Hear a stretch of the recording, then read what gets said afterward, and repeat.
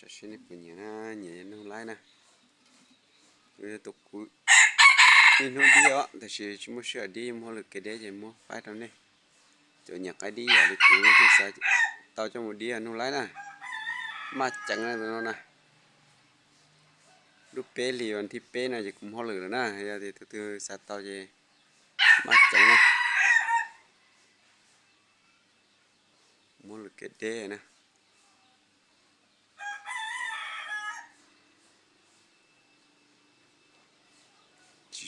chỉ mua sữa đi thì phải đó nè nè cái nó nè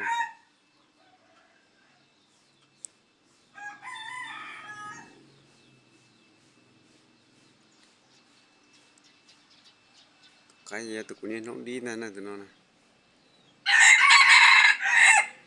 cuộc sống trở nó thì chỉ cũng đi tua cơ theo tụi nó nè